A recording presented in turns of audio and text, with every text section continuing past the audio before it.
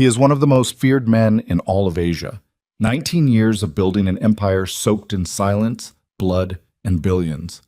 But every single night, this ruthless mafia boss reaches beneath his shirt and holds a worn gold locket, the only thing left of a little girl who once saved his life.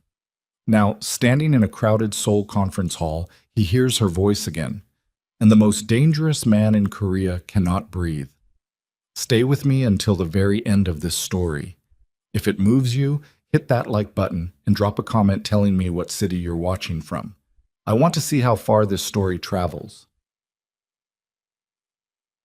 The locket was never clean. 19 years of body heat had darkened the gold to something closer to bronze, worn smooth along the edges where his thumb had traced the same path 10,000 times. Kang Min-jae kept it beneath every tailored suit he had ever owned, beneath the Italian wool, beneath the bulletproof vest he wore during 3 separate assassination attempts, beneath every layer of the man he had built himself into. He never once left it in a drawer. He never once put it in a safe. Some things you do not trust to steal. On the morning of the summit, he stood at the floor-to-ceiling window of the presidential suite on the 41st floor of the Hangang Meridian Hotel and watched Seoul wake up below him. The city spread in every direction, gray and vast and lit by a sky the color of cold ash. It was early November. The Han River was dark. Delivery trucks moved along the expressway like slow beetles, and somewhere down in Yeongdeungpo, he knew, 2 of his men were already positioned outside the conference center checking sightlines and memorizing faces. He touched the locket through his shirt.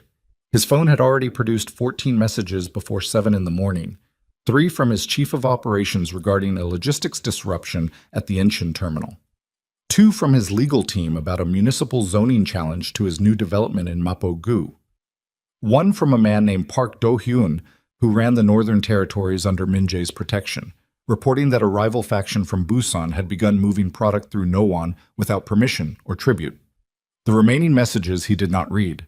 He already knew what they contained because men who controlled as much as he did received the same categories of problems on rotation, and he had learned long ago that urgency is mostly theater performed by people who cannot solve things themselves. He was 27 years old when he took over the Consolidated Syndicate. He was now 35. 8 years of holding something that large together will change the architecture of a man's face. His reflection in the glass showed him that fact plainly. The jaw had sharpened. The eyes had gone still in the way eyes go still when they have watched too many things they cannot unwatch. There was a scar along his left jawline from a bottle broken across his face in a room in Itaewon during a negotiation that went wrong before he had learned that negotiation is war conducted at a table, and war requires the same preparation. He had learned. He did not carry that lesson gently. He buttoned his jacket. He did not eat breakfast. He had not eaten breakfast before a significant day since he was 8 years old, and breakfast was not guaranteed. The International Humanitarian Leadership Summit was not the kind of event Kang Min-jae would ordinarily attend. He attended business forums, trade conferences, private investment gatherings in Zurich and Singapore and Abu Dhabi, environments where the language of money provided sufficient cover for a man whose full biography could not survive public scrutiny. But the summit served a specific strategic purpose. His tech subsidiary, a legitimate artificial intelligence company registered in Seoul under the name Novasight Corporation, had been quietly positioning itself as a partner to several international humanitarian organizations through facial recognition systems adapted for missing persons databases. The partnership was real. The humanitarian application was real. The fact that the same underlying system had been running a different search for 19 years was known to exactly 3 people on Earth, and 2 of them worked for him. He stepped away from the window. His security lead, a broad-shouldered former military intelligence officer named Cho Jung-won, was waiting in the hallway with 2 additional men. Cho had worked for Min-jae for 6 years and had long since stopped attempting to make small talk in the morning. He simply fell into position, and they moved. In the elevator, Min-jae looked at nothing. He was already thinking about the session agenda he had reviewed the night before. Panel discussions, keynote addresses, a breakout session on technology partnerships in vulnerable population tracking, and one presentation, third on the afternoon program, a slot most attendees would regard as the dead zone before the closing reception. from a representative of an American nonprofit called the Bridge Initiative, based in Los Angeles. The presenter was listed as a senior field director. He had read the brief biography twice. African American, 30 years old, formerly a military family dependent, had lived in multiple international postings before completing graduate work in social work at UCLA. Had spent the past 6 years building field programs for abandoned children and displaced military families across 3 continents. He had read it twice because something in the description had made his pulse behave strangely. He told himself it was nothing. He had told himself that before.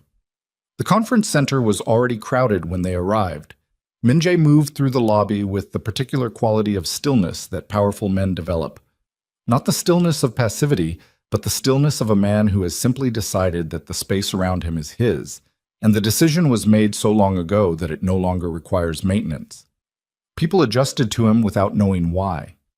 Conversations paused and resumed.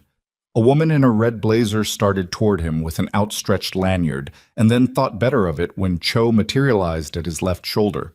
He collected his credentials without stopping. The morning sessions were exactly what he had anticipated. A Norwegian minister of development spoke for 40 minutes about systemic displacement.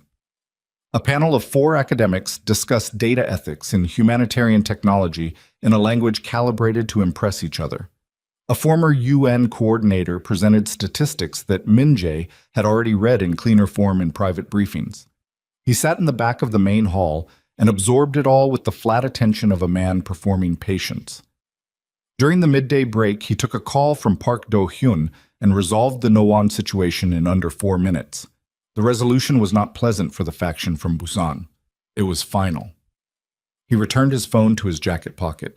He ate nothing. He thought about the locket. He had been thinking about it more than usual in the past 3 weeks, which he recognized as a pattern he had never successfully explained to himself. Sometimes months would pass, and the locket was simply a weight he carried, familiar as bone. Then something would shift. A smell, a quality of light, the sound of a child speaking at a certain pitch, and the weight would change character, become sharp instead of familiar, and his mind would move back to a winter alley in Seodaemun-gu and the particular cold of that afternoon and the sight of his own hands, small and cracked and trembling, against dirty concrete. He had been 9 years old. He had corrected the story to 8 in his own mind for so long that he no longer knew which was true, and it did not matter. What mattered was the cold. What mattered was that everyone walked past, everyone except one person. He had survived many things that should have finished him. The trafficking network that had held him for 2 years before he escaped. The streets afterward, which were in some ways worse because the danger was shapeless. The winter that nearly did kill him, the winter she found him. The years after she left, when the cold came back in different forms. The man who took him in, a gray-haired mafia patriarch named Baek Sung-hwan, who saw something in a starving boy that Min-jae himself could not yet see, and the education that followed, which was nothing like school and everything like survival raised to an institutional form. He had survived Baek's death and the power vacuum it created, and the 2 years of violence that preceded his consolidation of the syndicates. He had survived all of it. He was not sure he would survive hearing her voice again, if it was actually her voice. He was not sure that was an irrational fear. The afternoon sessions began at 2 o'clock. Min-jae took his seat in the main hall earlier than necessary. He was aware of this. He told himself it was because the room would be crowded and he preferred a clear sightline to the exits, which was true, and had nothing to do with the fact that he had positioned himself in line with the 3rd presentation slot. The first presenter was a Kenyan logistics coordinator who spoke with extraordinary precision about supply chain failures and disaster relief. Min-jae listened and found it genuinely interesting, which surprised him slightly. The second presenter was a Korean tech entrepreneur whose work overlapped with Nova sites in predictable ways, and Min-jae spent most of that presentation watching the side door through which presenters entered. Then the moderator's voice came through the speakers. He introduced her by name. Min-jae did not move. He heard heels on the stage. He heard the adjustment of the microphone. He heard the soft clearing of a throat. And then he heard a voice, and the voice went into him like a key into a lock that had been waiting for 19 years. I want to start by telling you about a kid nobody could see. Her voice was lower than he remembered. Of course it was. She had been 10 years old. He had been whatever age he was, starving and freezing and half delirious in a January alley, and her voice had been the first warm thing that reached him before the food did, before the coat, before any of it. Her voice speaking to him in words he didn't understand yet, with a tone that required no translation. He had learned English because of her.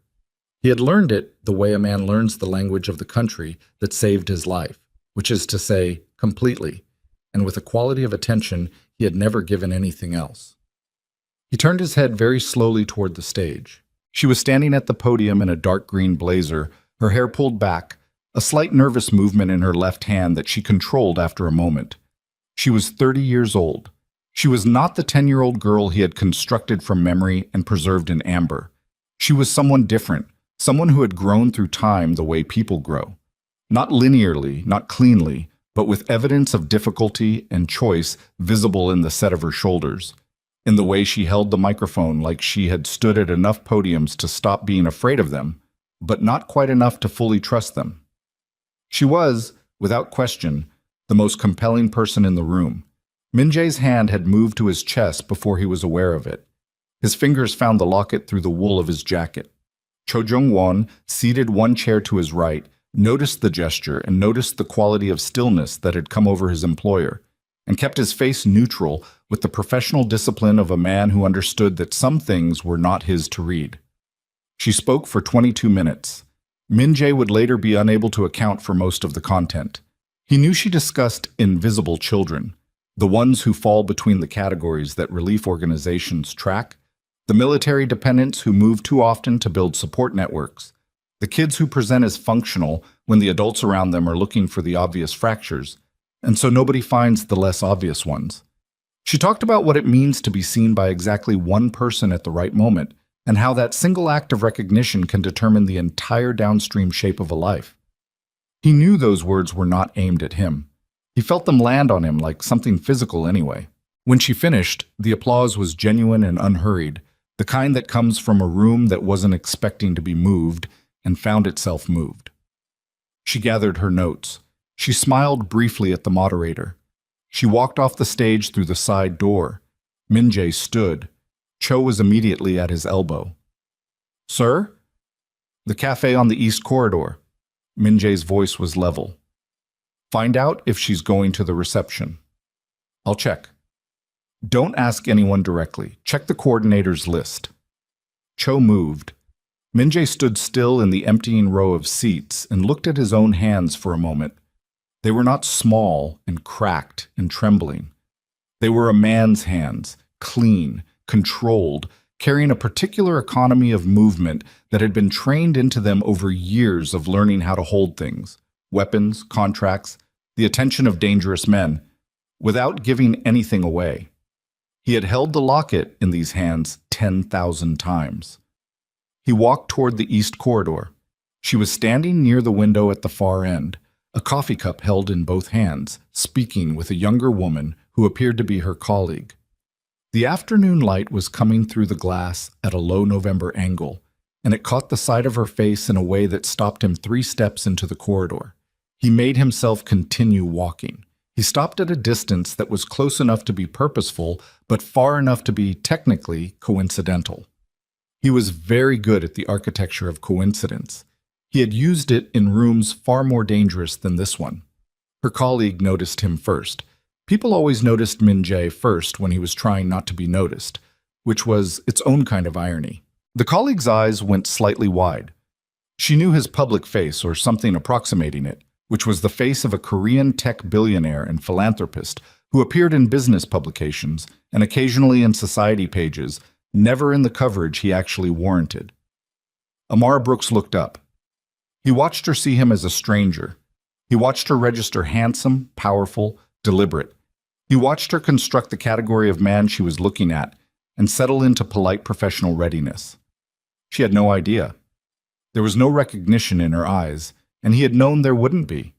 He had been a gaunt, hollow-eyed, filthy child the last time she had seen him, and he was now a man who had remade himself so completely that sometimes he could not locate the child inside him without help. He had carried her help in a locket for 19 years. His hand went to his chest. His fingers found the clasp through the wool. He pulled the chain over his head in one motion. Something he had never done in the presence of another person, something he had not fully planned to do in this moment. And he held the locket out in his palm between them. The light caught the worn gold.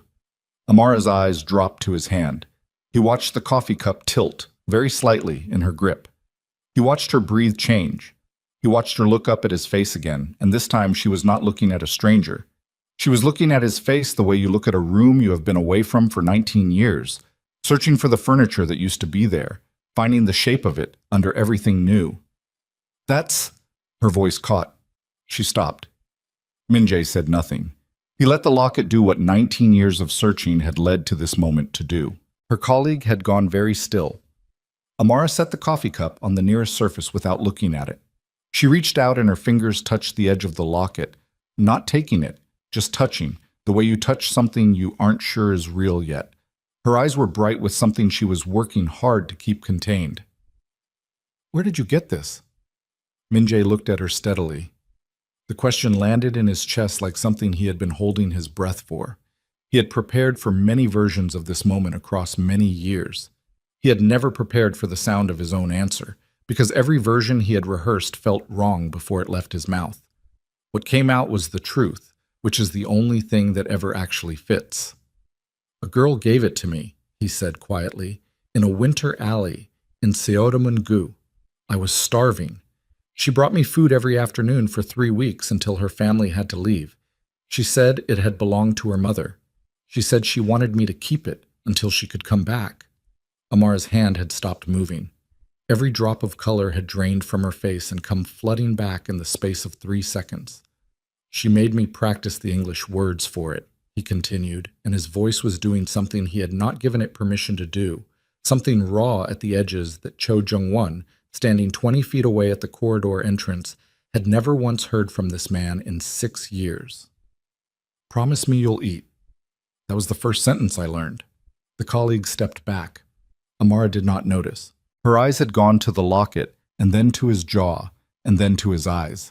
And Min-jae watched her find what she was looking for. Not in his face exactly, but behind it, the shape of the boy inside the man, the thing that time cannot fully bury no matter how much is built on top of it. "Min-jae," she said. Not a question.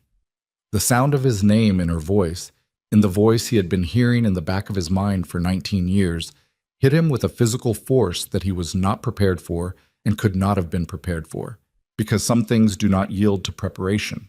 He said, "Yes," and Amara Brooks pressed both hands over her mouth and stood there in the pale November light of the East Corridor, with tears moving down her face and everything she had thought she understood about the shape of her own story rearranging itself around a worn gold locket and a name she had never quite been able to forget. Min-jae stood absolutely still.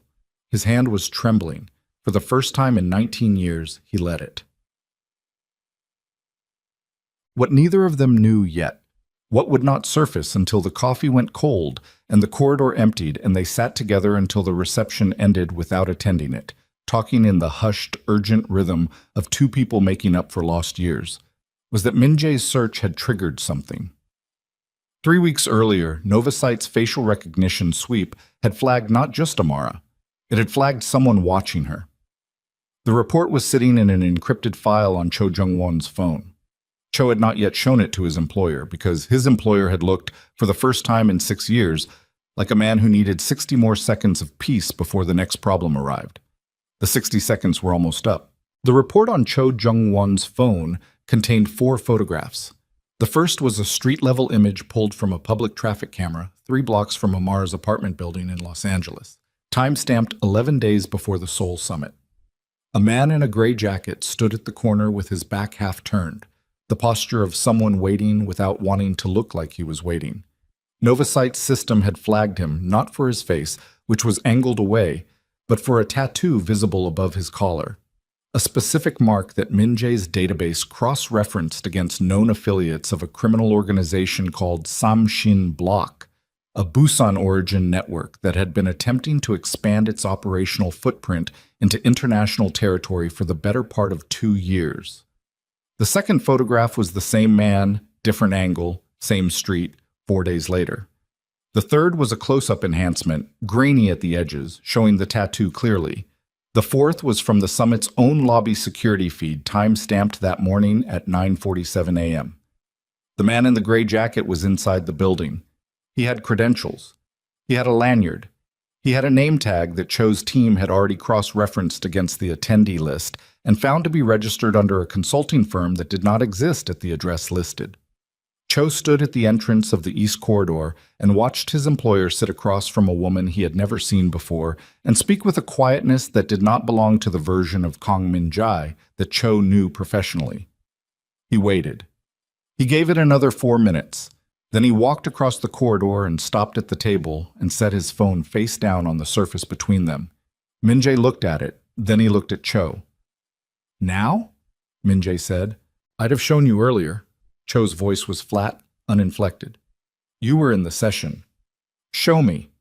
Amara watched the shift happen. It was not dramatic. It was more unsettling than dramatic. The man across from her, who had been speaking with a rawness she had not expected from someone who looked the way he looked and carried himself the way he carried himself, simply became someone else. Not a different person. The same person, but a door had closed somewhere behind his eyes, and the room on the other side of it was one she did not have access to. His face did not harden exactly. It reorganized. She watched it happen in under 2 seconds. He picked up the phone. He looked at the 4 photographs without expression. He set it down. "When did the flag come through?" 3 weeks ago. I sat on it until I could verify the summit credentials independently. And the no-on situation this morning? Related, possibly. The Busan faction. Do-hyun thinks they're testing multiple pressure points simultaneously. Min-jae said nothing for a moment. Then he looked at Amara. She was watching him with an expression he couldn't categorize. Not fear, not confusion exactly, something more like a person standing at the edge of a room they were not sure they should enter, reading the walls. "I need 5 minutes," he said. "Take them," she said. "I mean, I need you to stay at this table." She looked at him steadily. "I'm not going anywhere, Min-jae." The way she said his name again did something to the inside of his chest that he did not have time to examine. He stood. He gestured to Cho, and they moved to the far end of the corridor, close enough to the window that their reflections stood in the darkening glass beside them. "How confident are you on the Samshin identification?" 90%. The tattoo placement is consistent with the northern chapter. The consulting firm registration is a shell. I had Hyun-soo run it against the business registry this afternoon. Nothing there older than 8 months. He's in the building. He was in the building. I've had 2 of our people walking the floor since 11. He attended the morning sessions and left during the lunch break. He hasn't come back through the main entrance. Service entrance? Possible. We don't have coverage there. Min-jae looked at his own reflection in the glass. He looked like what he was, which was a man who had just had 19 years of searching arrive at their conclusion and was now required within the same hour to assess a threat profile against someone he had spent 19 years looking for. The convergence was almost elegant in its cruelty. He had spent enough time in rooms where cruelty operated to recognize it working, even when it wore the face of coincidence. "Puller Security Details Contact," he said. "The American nonprofit. They'll have a liaison with the summit security coordinator. I want to know what her movements look like for the next 48 hours. Cho looked at him for one measured beat. "You want me to secure someone you met 45 minutes ago?" "I want you to secure someone I've been looking for 19 years, Min-jae said. "The 45 minutes is irrelevant." Cho did not argue. He pulled out his phone and walked toward the lobby. Min-jae stood at the window for another moment. Outside, Seoul was moving through its evening. Lights coming on in the towers across the river, traffic building on the expressway. The city proceeding with its enormous indifference to the specific weight of any individual moment occurring within it. He had loved this city and resented it and feared it and eventually claimed it, and it had never once cared about any of those transactions. He went back to the table. Amara was still there. She had not touched her coffee. She was watching him approach with the same expression, the one at the edge of the room. And when he sat down, she did not ask him what that had been about. which told him something about her that he filed away carefully. "You were about to tell me about the foundation," he said. "You were about to tell me about the search." She tilted her head slightly. "That man who just walked away. He works for you." "Yes." "He works for you the way someone works for a CEO, or he works for you some other way?" Min-jae looked at her. He had rehearsed versions of this conversation across many years. In the abstract, the way you rehearse conversations you believe will eventually become necessary. Every version had felt insufficient. He had concluded, somewhere around year 12 of searching, that there was no version of this conversation that would not cost him something.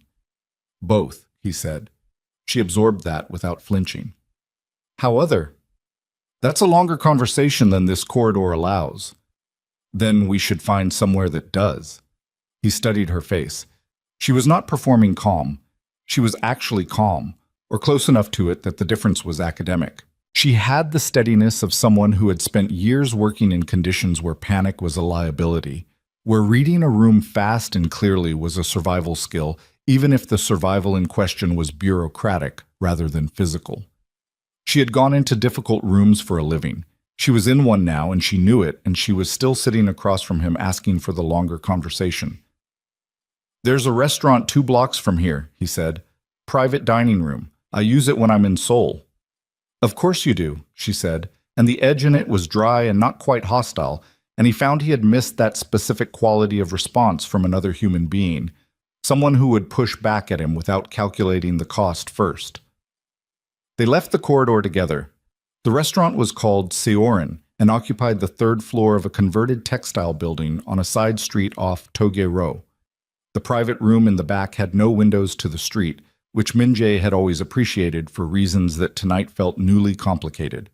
He sat across from her at a table built for 6, the space between them crossed by candlelight and the particular silence of a room that has been designed to hold things that cannot be said in public. He told her about the syndicate. He did not begin with the criminal infrastructure. He began with Baek Sung-wan, because that was where the truth actually began. The old man who had come into the alley behind the shelter in Mapo 2 years after Amara left, not the same alley but the same category of alley, and found Min-jae not freezing this time but fighting, badly, against 2 older boys over a bag of food, and who had watched long enough to see that the younger boy would not stop even when he was losing badly. Baek had not rescued him. He had offered him an opportunity, which was something different and more honest. "He told me I had 2 options," Min-jae said. "Stay on the street and survive another year or 2 at the rate I was going, or come with him and learn how to survive indefinitely." He said indefinitely was better. And the cost of indefinitely. Loyalty, absolute and unconditional, to him first, and to the organization he was building. An organization that ran illegal operations. Yes. He looked at her directly. Gambling, protection, some trafficking in contraband. "In the beginning, I did not understand the full scope. By the time I did, I was 12 years old, and I had nowhere else to go, and I had already seen enough of what the streets did to children who had nowhere to go." Amar's hands were flat on the table. "Trafficking. Not of people." He held her gaze. Baek had hard limits. He was not a good man, but he had limits, and one of them was that. When I was 17, I found evidence that 2 of his lieutenants had begun operating a side network against his explicit prohibition. I brought it to him. He dealt with it. He paused. I also dealt with it, which was the first time I understood what it meant to do something that cannot be undone. The candle between them moved in some small current of air neither of them had caused. "And now?" she said. "Now I run operations across 5 sectors. 3 are entirely legitimate: technology, real estate development, logistics infrastructure. 2 are not. The protection network operates across 4 cities. There is a financial channel that processes money for people whose money cannot be processed through standard systems." He watched her face. "I'm telling you this because you asked, and because you have the right to know exactly what you're sitting across from." She said, "Have you hurt people?" Not a question, a line drawn, and a request to locate himself relative to it. "Yes," he said, "killed. Not directly. I have ordered things that resulted in deaths. I have done this more than once." He did not look away. "The first time I was 22. A man who was organizing an attack against Beck's household, which included 3 staff members and one of Beck's grandchildren. I had 3 days of warning and one option. I took it. Amara was quiet for a long time. Outside, through the floor's ambient sound system, something faint and stringed moved through the room and disappeared. "The child trafficking rings," she said finally. "The ones you dismantled. That's documented. I looked you up after the summit listed Novasite as a partner organization. That documentation reflects real work. I'm not questioning it. I'm trying to locate the edges of you." She picked up her water glass and put it down without drinking. "You built a facial recognition system. You told me it was for humanitarian purposes, finding missing people. It is. And you used it to find me." He held very still. "Yes." "How long has it been running that search?" 7 years, since I had the technical capability to build it." She exhaled. The sound was not quite a laugh and not quite a sigh, and it carried something complicated in it. "You have been tracking me for 7 years." The system flagged publicly available images, social media, professional listings, conference registrations, nothing invasive. "Min Jae," she said it flat. "You built an AI surveillance system and ran it on me for 7 years. That is the definition of invasive."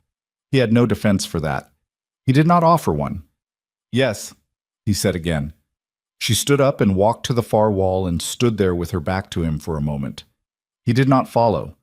He had learned, across years of managing dangerous men in enclosed spaces, when to move and when to let stillness do the work. She turned around. "The girl I gave that locket to was 8 years old and starving," she said. "I've thought about him. You, probably once a week for 19 years. I worried about whether you survived. I worried about it specifically, like a thing that had weight. I used to think about it when I was working with kids on the street because it made the work feel less abstract." She pressed her fingers against the edge of the table.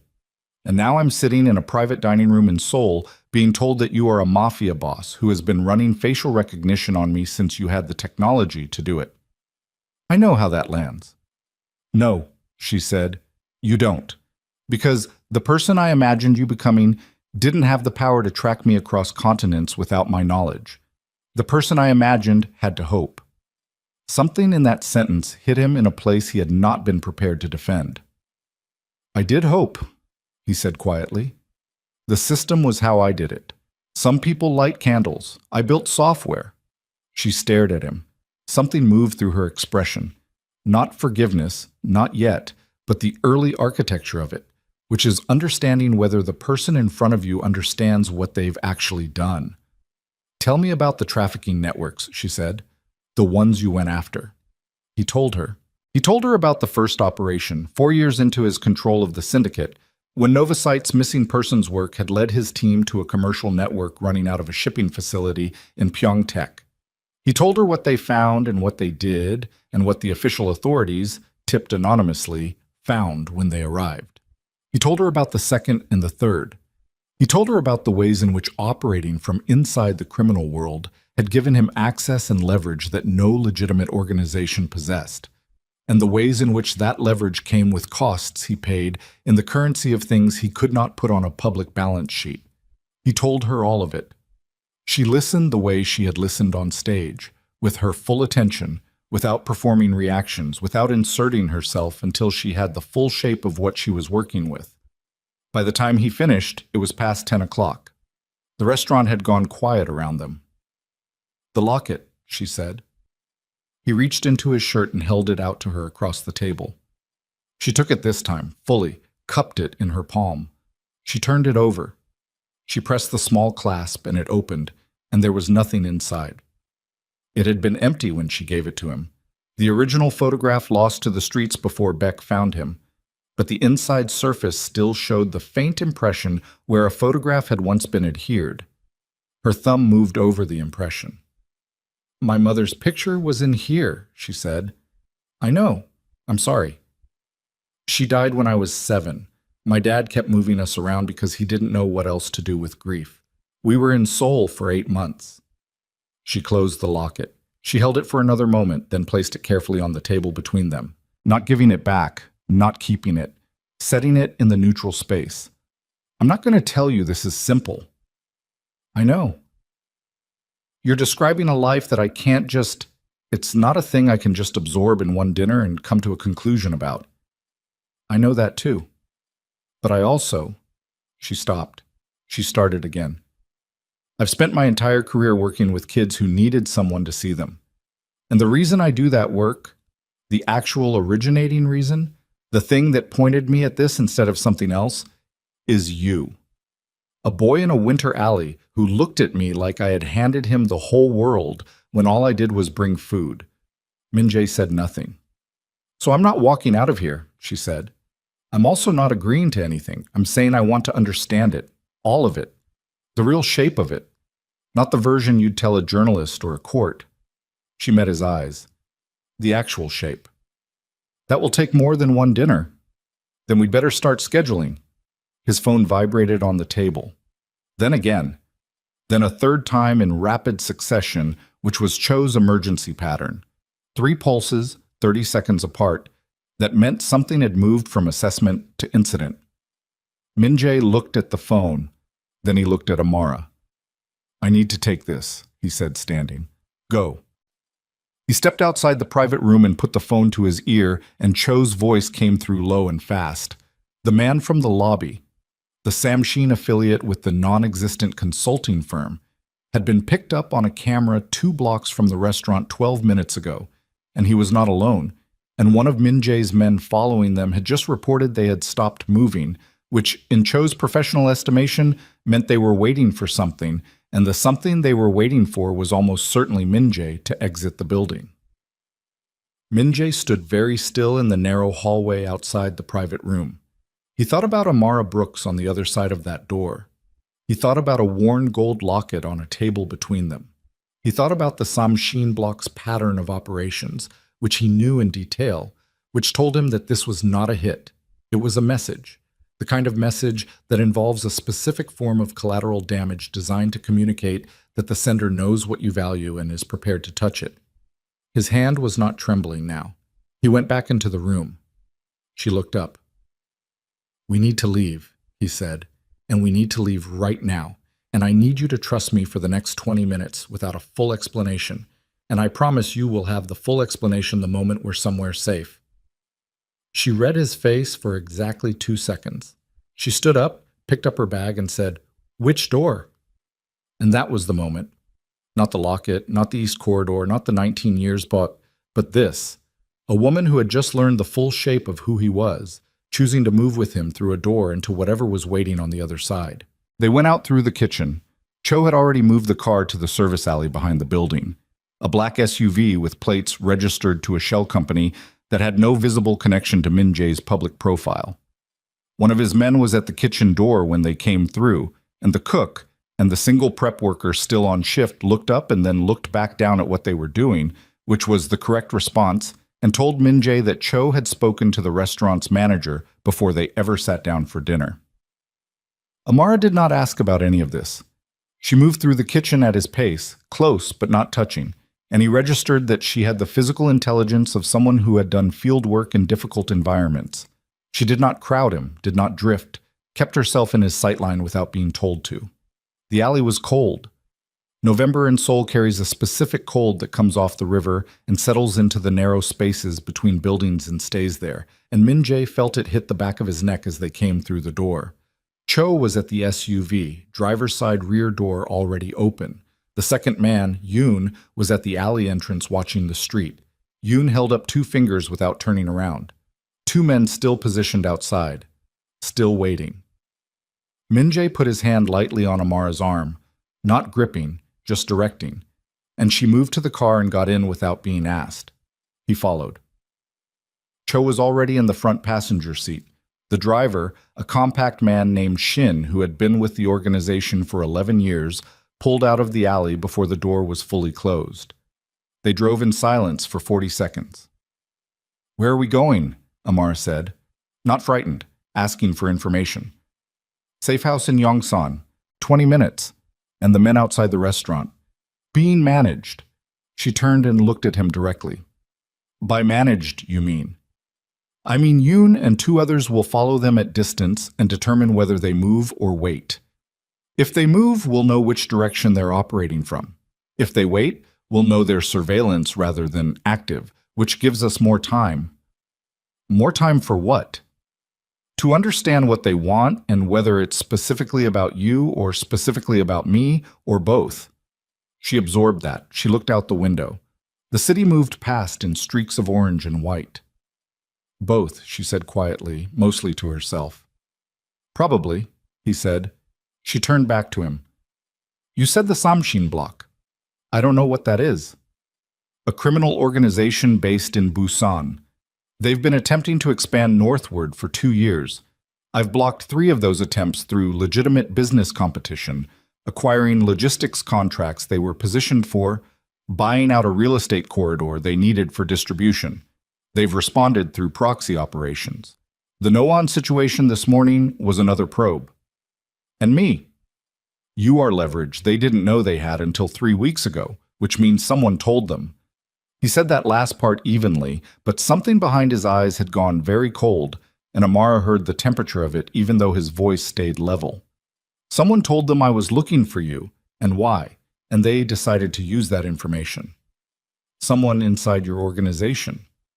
Yes. She let that sit between them for a moment. Outside, the Han River appeared briefly between buildings, black and wide and indifferent. How many people knew about the search, she said. 3, myself, Cho. He paused. And the head of Nova Site's internal research division, a man named Lee Chanho. Cho, in the front seat, did not turn around, but his shoulders moved, a small, controlled adjustment that meant he had already arrived at the same place. You trust him, Amara said. I trusted him, Min-jae said. Past tense is doing significant work in that sentence right now. They drove the rest of the way in silence. The safe house in Yongsan was a 6th-floor apartment in a building that presented as ordinary residential, middle-income families, a convenience store on the ground floor, a dry cleaner next door.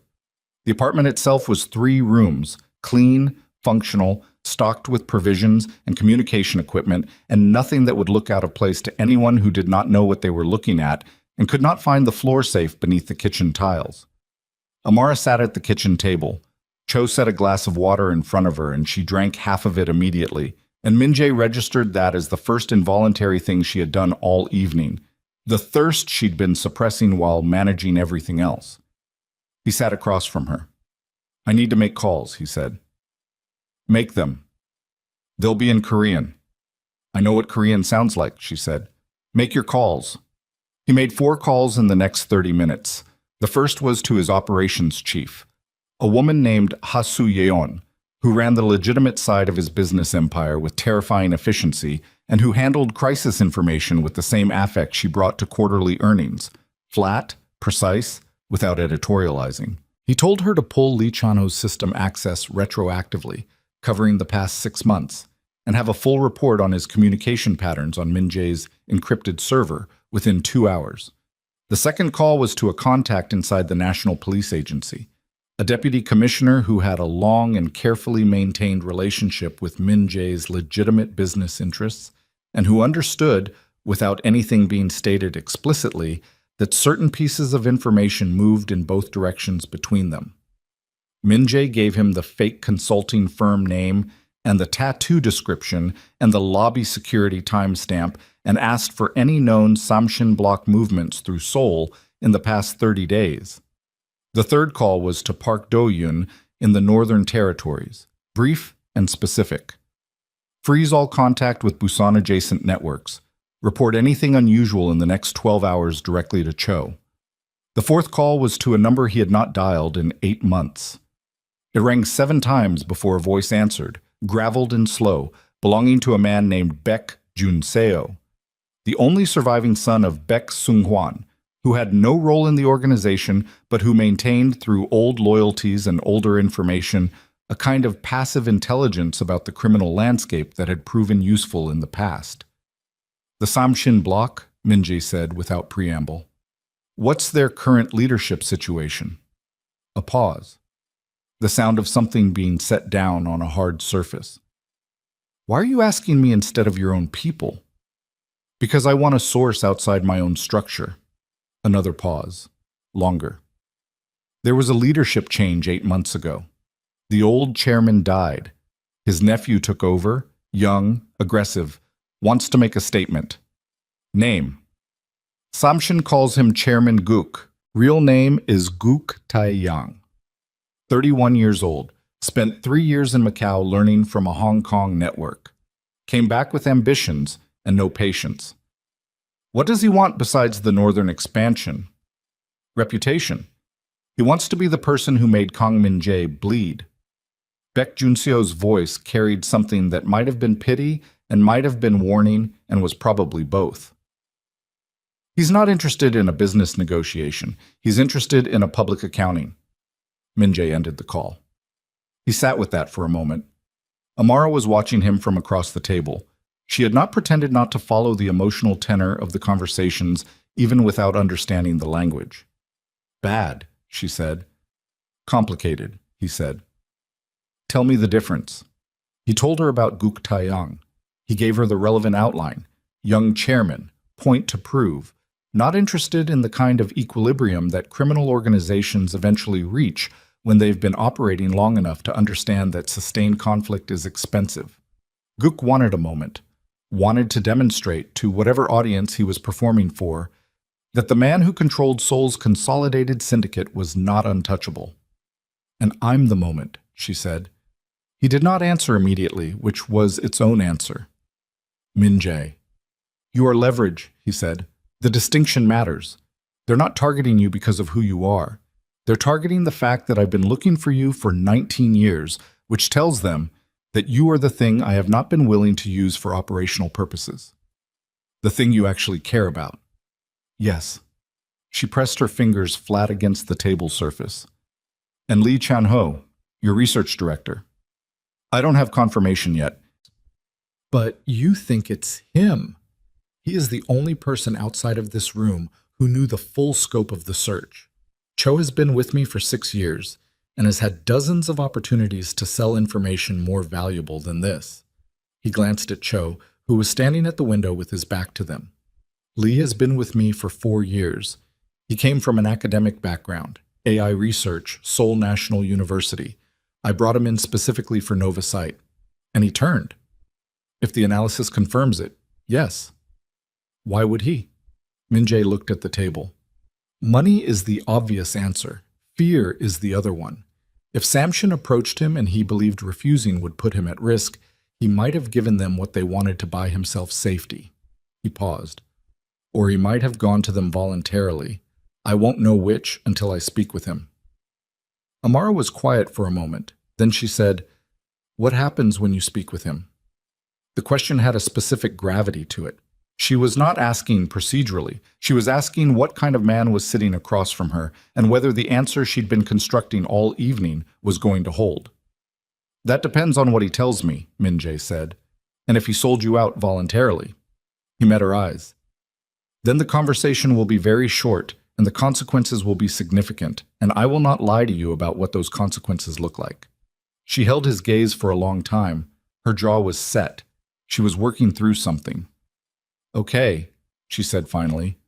Okay. I'm not okay with it, she clarified. I'm acknowledging that I'm in a situation where I don't have the leverage to change the terms right now, and pretending otherwise would be stupid. She picked up the water glass. I've spent 6 years doing field work in places where the formal systems failed completely, and the only protection available came from sources I wouldn't have chosen in a different world. I know what it looks like when the imperfect option is the only option. He said nothing. That doesn't mean I'm not going to have opinions about it later, she said. I would expect nothing less. The encrypted laptop on the kitchen counter produced a soft alert at 12:41 a.m. Min-jae opened it. Hasuyan's report had arrived 40 minutes ahead of schedule, which told him she had started pulling the data the moment he ended the call, rather than waiting for full compilation. She was efficient in ways that sometimes felt like a rebuke. He read the report. He read it twice. Then he sat very still for approximately 10 seconds, which Cho, who had turned from the window, read immediately, because in 6 years he had never once seen Min-jae sit still for 10 seconds after receiving information, unless the information was severe. Sir, Min-jae turned the laptop to face across the table. The report showed Lee Chan-ho's communication records for the past 6 months, internal system access, flagged anomalies, and, most critically, 3 data exports from Novasite's secure server, each one covering a different portion of the search parameters for Amara Brooks. The exports had been routed through a proxy that was, on examination, not particularly sophisticated, which meant either Lee was not skilled at covering tracks, or he had not expected anyone to look. The timestamps on the export showed the first one occurring 4 months ago, the second, 6 weeks ago, the third, 3 weeks ago. The same week, the Samshin affiliate appeared on a traffic camera outside Amara's apartment in Los Angeles. Min-jae's eyes moved to the bottom of the report. Ha-soo-yeon had added a single line of annotation beneath the export records. She was not a person who editorialized. The annotation read, "Cross-referenced Lee Chan-ho's personal financial records via the banking access we maintain. Deposit of 40 million won to a secondary account 8 weeks ago. Source unverifiable through standard channels." 40 million won. Min-jae closed the laptop. The number sat in his chest like a coal. Not because it was large. It was not large by the standards of what he moved in a week, but because Lee Chan-ho had been inside Novasite for 4 years. He had sat in meetings with Min-jae. He had been trusted with the one search that mattered more than every operational objective Min-jae had constructed across a decade. And he had sold it for 40 million won, which was less than what Min-jae paid in a quarterly bonus to his logistics coordinator. He had been sold for less than he was worth. That was almost funny. He stood up. He told Cho to bring the car around. He told Amara he needed to leave for a period of time, and that 2 of his men would remain in the apartment and that he would be back before morning. She stood up when he did. "Where are you going?" "To find Lee Chan-ho. At 1 in the morning. He lives in Mapogu. He'll be home." She stepped around the table. She was not trying to block him. She put herself in his sight line and kept her voice even. "And when you find him, I'll ask him questions first. And then," he looked at her.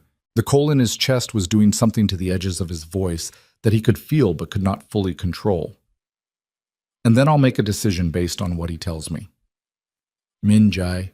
She said his name the same way she'd said it in the East Corridor, not as a question, as an anchor. "Look at me." He looked at her. "Whatever you do tonight," she said, "you're going to have to live with tomorrow. And so am I, if I'm going to be in this." The words landed cleanly. He held them. "I'm not asking you to be soft," she continued. "I'm asking you to be precise. There's a difference." He nodded once. He did not promise anything specific, but he held the distinction she had drawn and put it somewhere he could reach it. He left. Lee Chan-ho lived in a 6th-floor apartment in a residential complex near Hapjeong Station. Min-jae arrived there at 1:17 a.m. with Cho and Yoon. The lobby security camera had been looped by Cho's technical man 30 minutes earlier. They took the elevator. Min-jae knocked on the door. A light came on inside. Footsteps. A pause at the door. The man checking through the peephole. Then nothing, which was wrong because an innocent man opens the door when his employer knocks at 1 in the morning because an innocent man assumes it's an emergency. A guilty man stands frozen on the other side of the door doing math. "Chan-ho," Min-jae said quietly. "Open the door." Another pause. The door opened. Lee Chan-ho was 41 years old, thin-faced, wearing the look of a man whose body had already known for weeks that this moment was coming and had simply been waiting for the rest of him to catch up.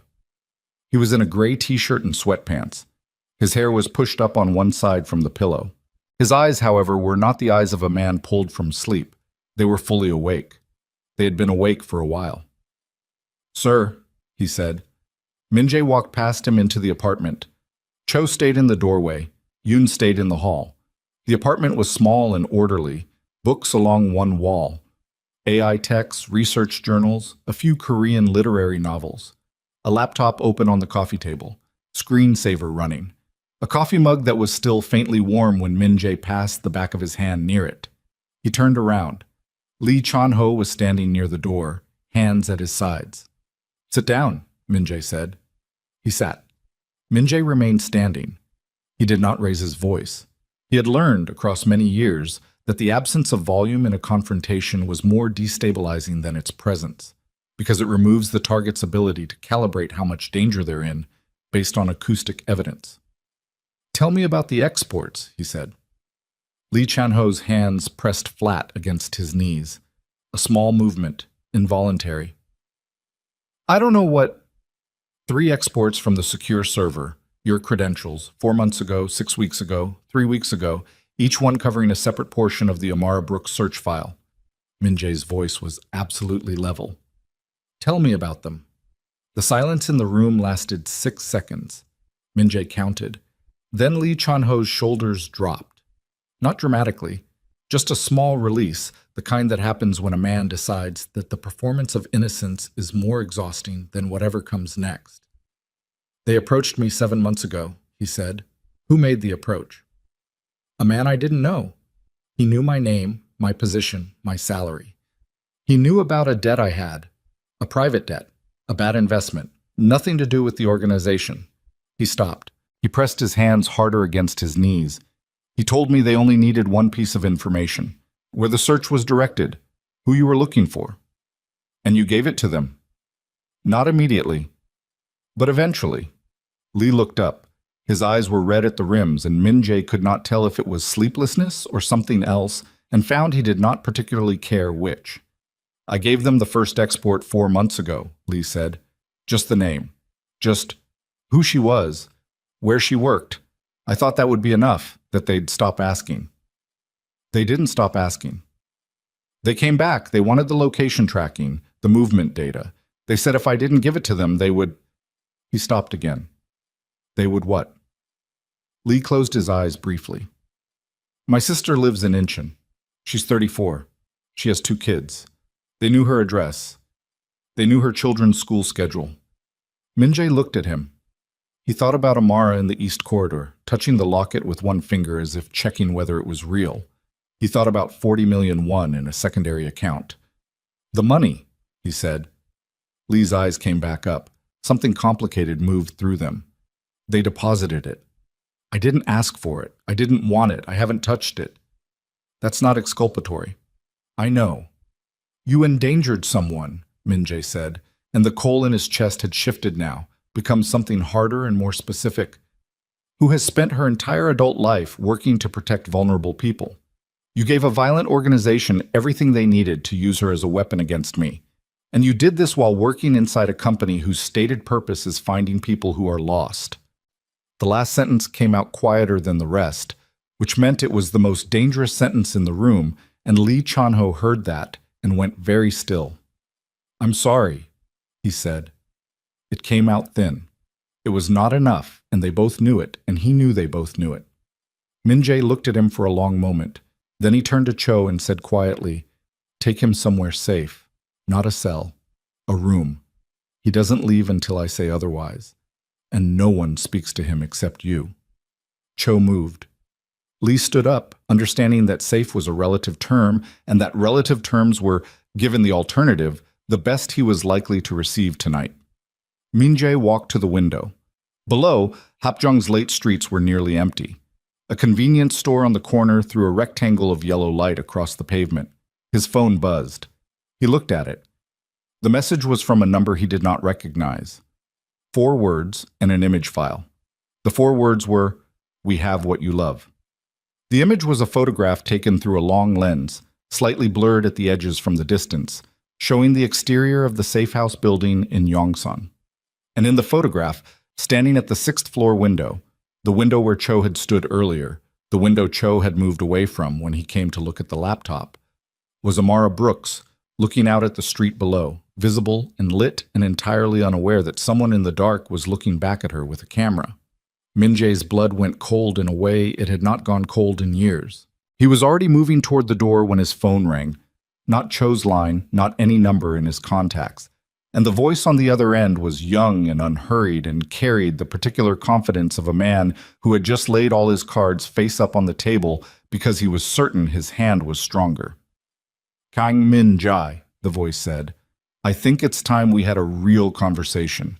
But first, I need you to understand something clearly." A pause, brief and theatrical.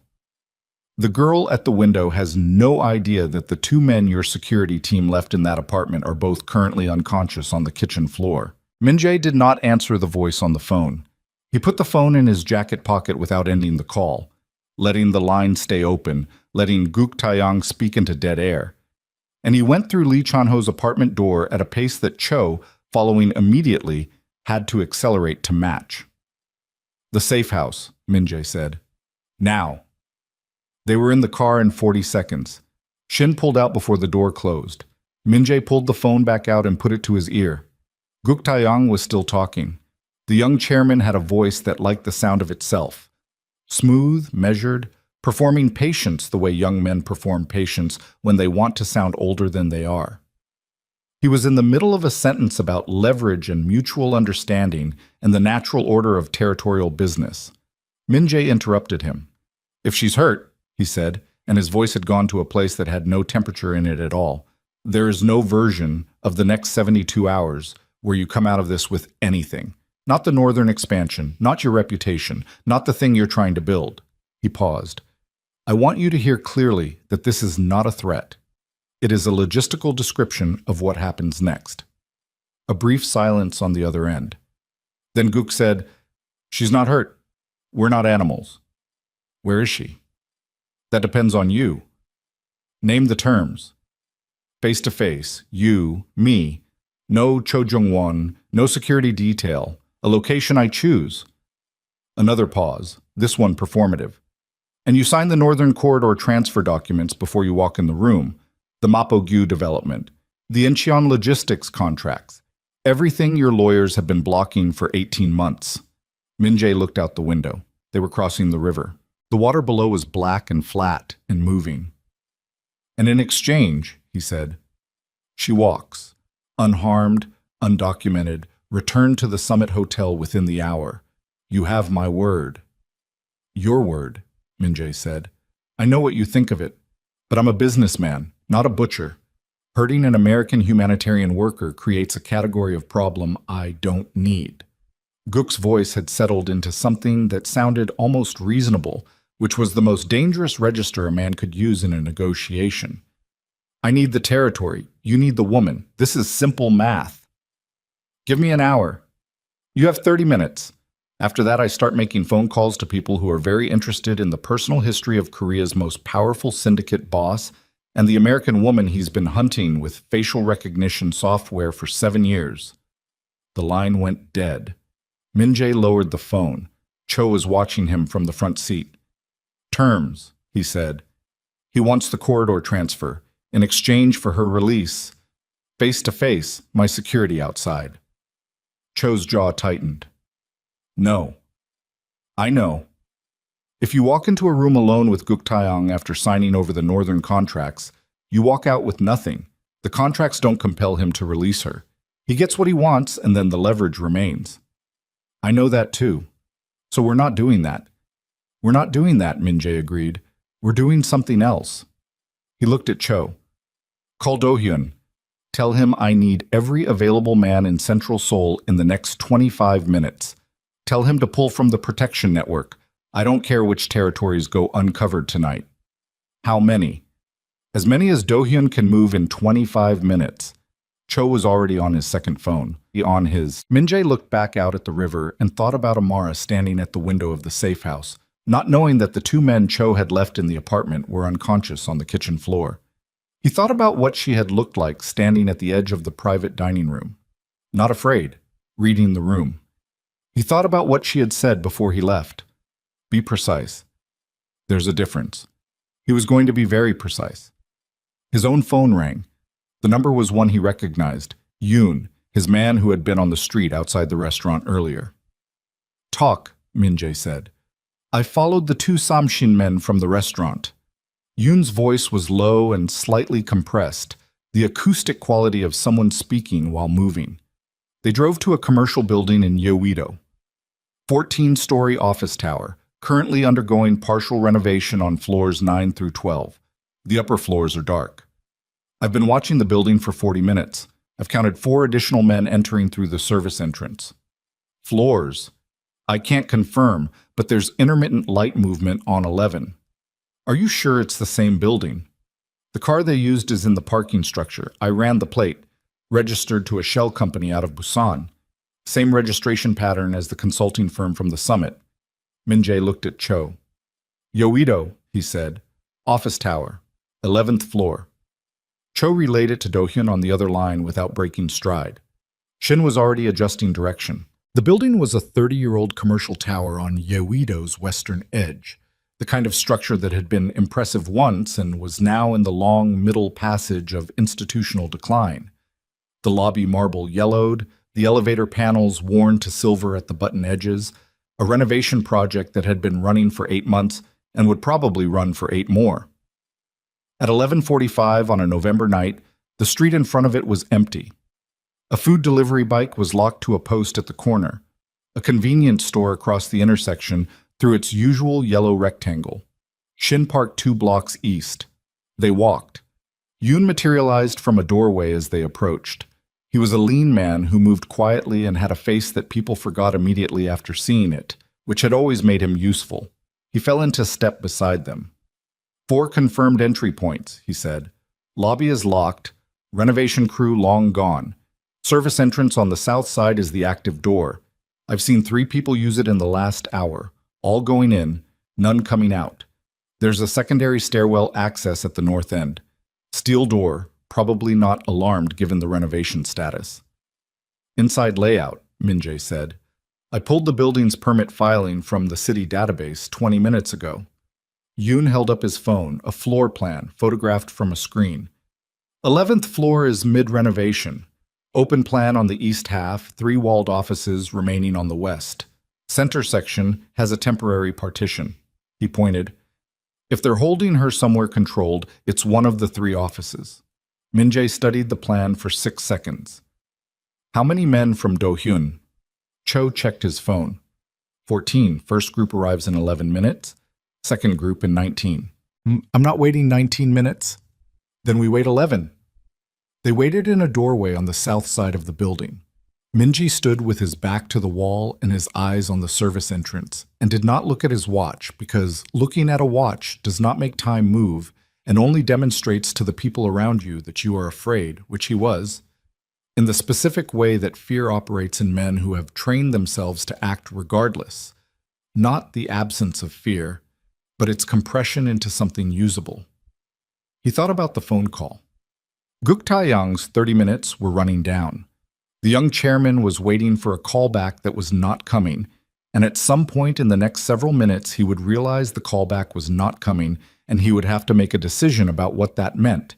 And the decision he made would tell Min-jae exactly what kind of man Guk Tae-young actually was, beneath the reasonable voice and the business language. A man who panics under silence makes mistakes. Min-jae intended to be the silence. Do-hyun's first group arrived in 12 minutes rather than 11. 8 men in 2 vehicles, parking on opposite ends of the block. They were not the kind of men who looked like what they were, which was the point. They looked like the kind of men who are out late on a Tuesday in November for reasons that are plausible and forgettable. They moved to positions without instruction because Cho had given the positions to Do-hyun on the phone and Do-hyun had briefed them in the car. This was the infrastructure of a consolidated organization operating at the level it had been built to operate at. And for a moment, standing in the doorway watching it deploy, Min-jae felt the full strange weight of what he had built and what it cost to build it, and why the cost had always felt, on some level, worth it. He pushed that away. Later. North stairwell, he said. They went in through the steel door at the north end. It was not alarmed. The stairwell smelled of concrete dust and the particular cold of a building that has been opened and opened again over months of renovation. The lights were off. Cho had a flashlight, which he kept low and pointed at the steps. They climbed in single file. Min-jae, Cho, Yoon, and 2 more of Do-hyun's men who had come in through the south service entrance simultaneously on Cho's signal and were now 1 floor below moving up through the main stairwell.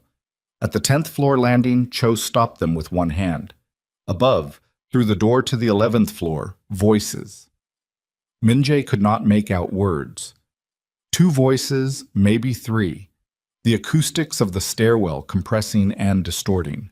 One of them was elevated, not shouting, but pushed past conversational, the register of a man who has received news he did not want and is managing his reaction badly. Guk Taeyong had figured out that the callback was not coming. Min-jae put his hand on the stairwell door handle. Cho put his hand on Min-jae's arm. 1 second of eye contact. Min-jae nodded. Yes, I know. Yes, I'm controlled. Yes. And Cho removed his hand. Min-jae opened the door. The 11th floor was exactly what the permit diagram had shown. Open-gutted east half, temporary partition down the center, 3 offices on the west side with their doors visible from the stairwell entrance. The floor was raw concrete, the ceiling stripped to ductwork and conduit, the ambient light coming from 2 work lamps on standing poles that threw sharp yellow circles and left the rest in hard shadow. There were 6 men visible from the stairwell door. 2 were near the partition. 2 were outside the center office door. 1 was at the window with a phone to his ear. The 6th was Guk Taeyong himself. Min-jae identified him immediately. Younger than expected, compact, wearing a coat that was too good for this environment, standing in the center of the open space with the posture of a man who had arranged something and was watching it fail to go according to plan. The center office door. Min-jae's eyes went there and stayed there. Cho's hand moved. Behind them, in the stairwell, the 2 men from Do-hyun's group received the count via signal and held position. Min-jae walked out onto the floor. It took 3 seconds for anyone to see him. The first man who did was the one at the window, who pulled the phone from his ear and said something sharp. And all 5 of the others turned, and Guk Taeyong's face went through a sequence of expressions. Surprise, recalculation, and then, settling beneath both of those, something that tried to be authority and did not quite make it. You came alone, Guk said. I came to end this tonight, Min-jae said.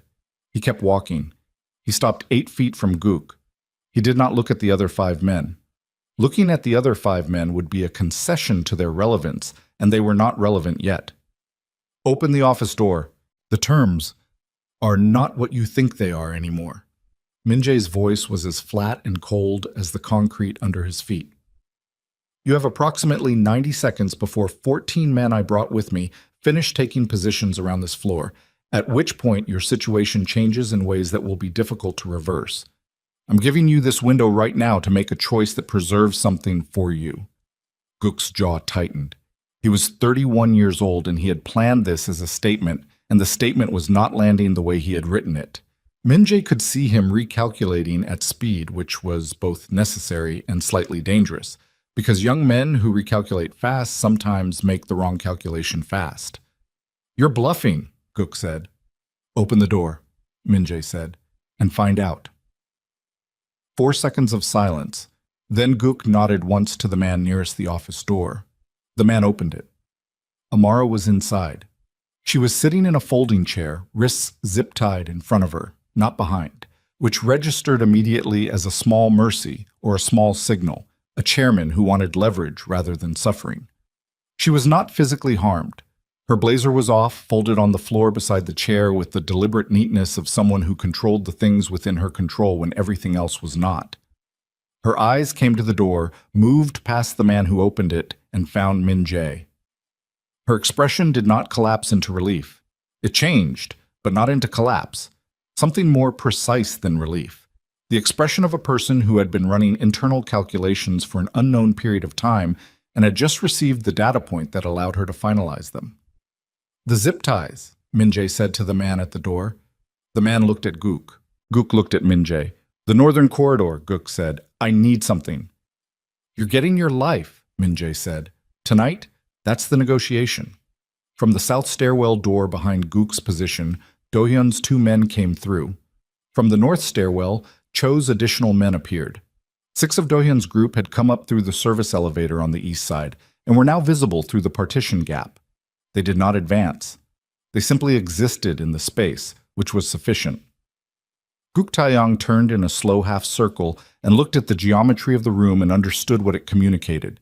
He was 31 years old, and he had come here to make a statement about power, and the room had just made a counterstatement that was considerably more specific. Cut the ties, he said quietly. The man at the door produced a knife and cut the zip ties. Amara stood. She picked up her blazer. She put it on. She walked to the door and through it and past the man who'd cut the ties without looking at him, crossed the 11 feet of raw concrete floor between the office and Min Jae, and stopped in front of him. She looked at his face carefully. You're not hurt. No. Your men in the apartment.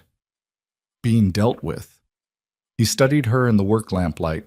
Her wrists were reddened where the ties had been. Nothing worse. Are you hurt? No. She held his gaze for one more second. We're going to have a very long conversation about this later. I know. Good. She turned slightly and looked at Guk Taeyang across the open floor.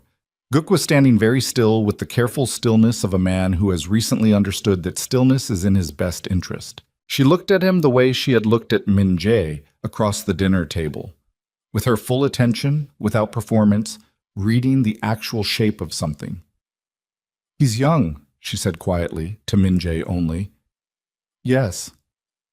Is he going to do this again? Minji considered. Not if the cost is clear. She nodded, something decided behind her eyes. Then she looked at Guk Taeyang directly and said, in a voice that carried across the floor without being raised, whatever you think you proved tonight, you didn't. Guk said nothing. I've worked with kids who ended up in organizations like yours, she continued. I know what it costs. I'm telling you that as a professional observation, not a lecture. She turned back to Min Jae. Let's go. They went down through the north stairwell, the same way they came up. Min Jae's hand at the small of her back through the dark descent, not guiding, just present. She did not pull away from it. In the car, Shin driving, Cho in the front with his second phone against his ear coordinating the withdrawal of Do-hyun's men, Amar sat beside Min Jae in the back and did not speak for the first 3 minutes. He did not push. He had learned the difference between silence that needs filling and silence that needs room. Then she said, How long was I in there? Approximately 2 hours from when I left the safe house. The men in the apartment. Your men. Sedated. They're being seen by a doctor now. They'll recover. She looked at her wrists. The redness was fading at the edges. He never threatened me directly. He told me there was a situation that needed to be resolved and that my presence was assurance. He was very polite about it. He wanted the Northern Territory contracts. He thought you were the cleanest path to them. Was he right? The question sat there between them, specific and necessary. Min Jae looked at it honestly. In a different version of tonight, yes. If he'd been more patient, if he'd timed it differently, if he'd applied pressure through channels I had less visibility into, possibly. He paused. He was not wrong about what you mean to me. He was wrong about my response to that. She turned to look at him. The city was moving past the windows again, the familiar catalog of light and motion, Seoul doing what it always did regardless of what happened in its 11th floors and its safe houses and its private dining rooms. What happens to him now? She said. Guk Taeyang. Yes. He understands that the statement he tried to make tonight failed publicly enough that his own network is aware of it. That's its own consequence. In his world, a failed move of that scale has structural implications for his authority. Min Jae kept his voice even. Beyond that, I'll communicate through the appropriate channels that the northern corridor is closed for the foreseeable future, and that future attempts to open it through personal leverage will be treated as a declaration of full hostilities rather than a negotiating position. And he'll accept that. Tonight taught him the cost of the alternative. Men that age learn best from things they can feel. He paused. Lee Chan-ho is a separate matter. She said nothing for a moment. Then, what are you going to do with him? Remove him from Novasite entirely. Eliminate his access to every system. Ensure that the financial trail Ha Soo-yeon pulled is documented and preserved, not for legal use, but so that he understands it exists and what it represents. He looked at her. He was coerced, at least initially. His sister and her children are genuinely not safe as long as Samshin can reach them. So the first thing I'll do is move them, quietly, with their cooperation if possible, to somewhere Samshin's network can't easily access. She absorbed that. You're protecting the family of the man who sold you out. I'm removing the leverage that was used to compromise him. Those are the same action. She looked at him for a long moment. The car moved. Outside, a late bus passed them going the other direction, lit from within and almost empty.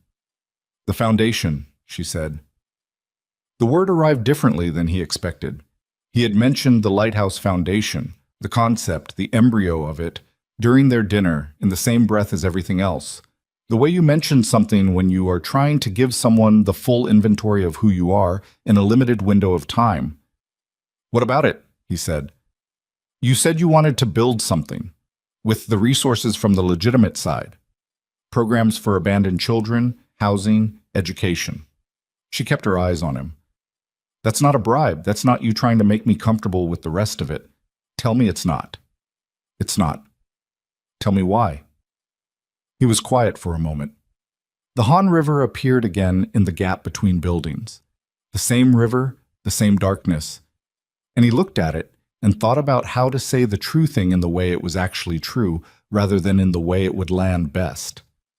Because I was one of them, he said, an abandoned child in a city that had decided not to see me.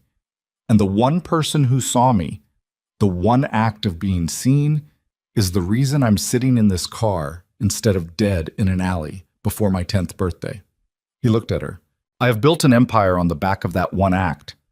I have billions of one that came from sources I cannot fully defend. If I can redirect enough of that into a structure that creates more acts like the one you performed for me in that alley, then the ledger is not balanced, that's not the right word, but it's moving in a direction I can look at. The car stopped at a light. In the silence of the stopped engine, Amara reached over and took his right hand in both of hers. She turned it palm up and looked at it.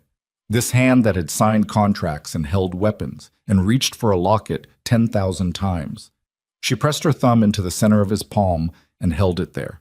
He didn't move. I'll help you build it, she said, on conditions. Name them. You tell me everything, not after the fact, not managed versions, everything as it happens. If there's a situation like tonight, I know about it before it gets to the 11th floor of a building in Yoido. Yes.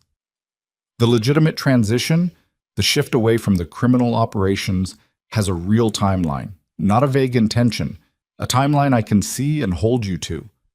That will take years. I know. Give me the timeline anyway. Yes. She looked at his palm for another moment. Then she released it. And the locket, she said. What about it? She reached into the pocket of her blazer and produced it. She had picked it up from the table at the restaurant, he realized, while he was outside on the call with Cho, because of course she had, because she was that kind of person, the kind who quietly secures the things that matter when other people are managing crises. She held it out to him. He looked at it. It's yours. It was my mother's, she said, and then it was yours. I think for now it belongs to what we're building. She pressed it into his hand and closed his fingers around it. So keep it. But keep it for a different reason than before. He held the locket in his closed fist. The light changed. Shin drove. Min-jae sat with the locket warm against his palm and felt, for the first time in 19 years, that the searching part was finished and something else, harder, more complicated, requiring more from him than searching had ever required, was just beginning. His phone buzzed. Ha Su Yeon. A message, 3 lines. He read it. Read it again. The blood in his face moved somewhere else.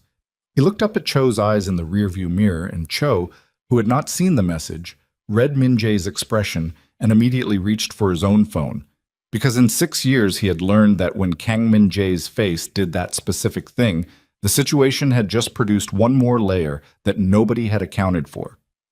The message from Ha Soo-yeon read, Lee Chan-ho's communication records show a 4th export we missed in the initial sweep, dated 6 weeks ago. It wasn't sent to a Samshin address. It was sent to a domestic law enforcement server registered to the Special Financial Crimes Unit.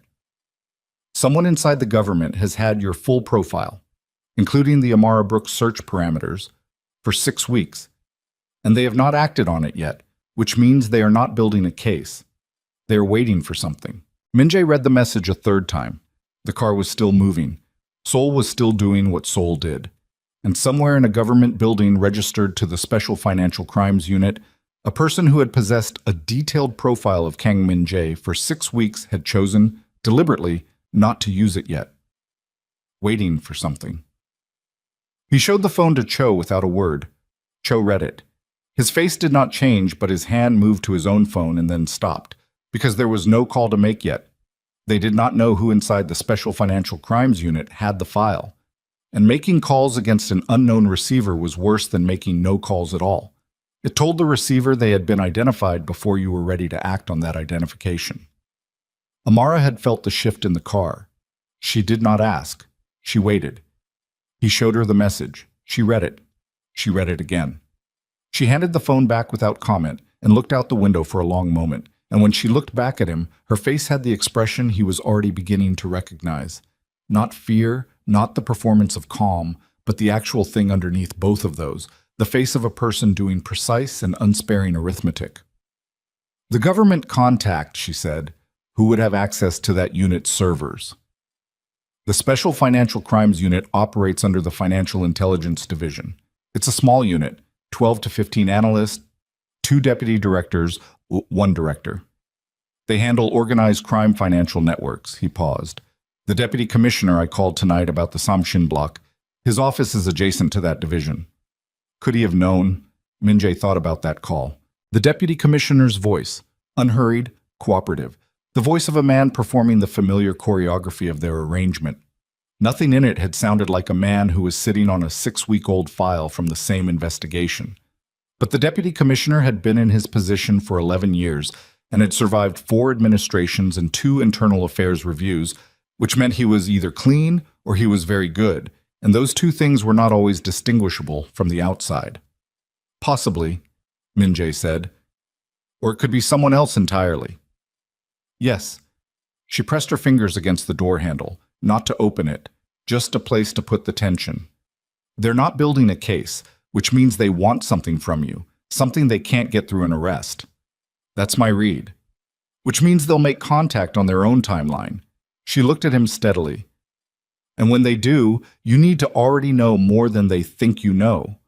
He looked at her for a moment. You think like someone who has navigated institutional systems that weren't built to help her? I have, she said simply. For 6 years. They rode in silence the rest of the way to the Hangang Meridian Hotel, where Amara's summit accommodations were. The summit she had arrived at less than 18 hours ago as a nonprofit field director from Los Angeles, which now felt like a fact from a different geology of time. Shin pulled up to the entrance. The lobby was lit and nearly empty at this hour, a single attendant visible through the glass. Min-jae walked her to the entrance. She stopped at the door. I'm going to need a few days, she said. I know. Not away from this. In it. I need to think while I'm inside it, not while I'm retreating from it. She looked at him. I want to see Nova Site. I want to see the actual systems. I want to walk through what the foundation looks like in practice, not in concept. He had not expected that. He showed it briefly, which was unusual. You want a full audit. I want to understand what I'm agreeing to hold. She said it without apology. If I'm going to put my name and my work and my professional credibility into something built alongside what you've built, I need to see the actual structure, not the version you'd show a journalist or a donor. The actual shape, he said. Her own words from the restaurant. Yes. I'll arrange it. She held his eyes for one more moment. Then she did something unexpected. She reached up and pressed her palm briefly against the side of his face. Not a romantic gesture, something older than that. Something that said, I see you more clearly now than I did this morning, and I'm still here, which is the most honest thing one person can say to another after a night like this one. She went inside. He stood at the entrance until she crossed the lobby and the elevator doors closed behind her. Then he walked back to the car and said, Ha Soo-yeon's office. Now. Ha Soo-yeon was still in her office when they arrived, which did not surprise him. She was the kind of person who treated a crisis as an extended work session. She was 53 years old, had spent the first 15 years of her career as a forensic accountant for a major international firm, and had come to Min-jae's organization through a lateral move that she described to people outside as consulting, which was technically accurate and strategically incomplete. She wore reading glasses pushed up on her head and had the expression of someone who had been doing difficult arithmetic for several hours and was prepared to do more. She had 3 additional documents open on her screen when Min-jae sat down. "Walk me through the 4th export," he said. She walked him through it. The export had been smaller than the previous 3. Not the full search profile, but a specific subset. The Novasite facial recognition parameters, the search history timestamps, and a single document that Lee Chan-ho had attached, which was a summary memo he had apparently written for his own reference 6 months into the project, laying out in plain language what the search was for and why the organization's founder had commissioned it. A personal summary memo, not a system document, something Lee had created outside of the standard project files. "He wrote it for himself," Min-jae said. "That's my assessment," Ha Soo-yeon said. "The format is informal. No header. No project code. He probably wrote it to organize his own thinking about the project scope." She removed her glasses from her head and set them on the desk. "It's thorough. Anyone reading it would have a complete picture of the search's purpose, duration, and target. And this went to a financial intelligence division server 6 weeks ago. The routing went through 2 proxy layers before I identified the endpoint. The second proxy was a commercial relay service used by several government agencies for secure document transfer." She paused. "Which means Lee Chan-ho knew the routing path to that server. He didn't stumble onto it. He has a contact inside the division. Or the Samshin approach to him was the second approach, and the first approach came from inside the government." Min-jae sat very still. He thought about the sequence. The government contact approaches Lee Chan-ho first, not Sam Shin, but someone inside the Financial Intelligence Division who wants a window into Novasite's internal projects. Lee, caught between institutional pressure and his employer, gives them the summary memo. Then Samshin finds Lee through their own channels, or is pointed toward him, and extracts the operational data about Amar's location. 2 separate buyers for different pieces of the same information, with Lee Chan-ho as the unwilling merchant at the center. "Who benefits from both the government and Samshin having that information," he said. Ha Soo-yeon looked at him over the desk with the specific expression of a forensic accountant who has already followed that thread. "Someone who wants you squeezed from both sides simultaneously. Someone who would benefit from either outcome. A criminal attack on your personal leverage, or a government investigation into your financial structure. A competitor. A competitor with access to both channels." She opened a 4th document. "I pulled the Financial Intelligence Division's published organizational chart. It's publicly available. The director has been in place for 3 years. He came from a background in commercial banking regulation. Before that, he was a compliance officer for a private financial group." She turned the screen slightly so he could see it. The financial group was Hansung Capital Partners, which, until 4 years ago, held a significant position in the Incheon logistics corridor before your acquisition effectively displaced them. Min-jae looked at the name on the screen.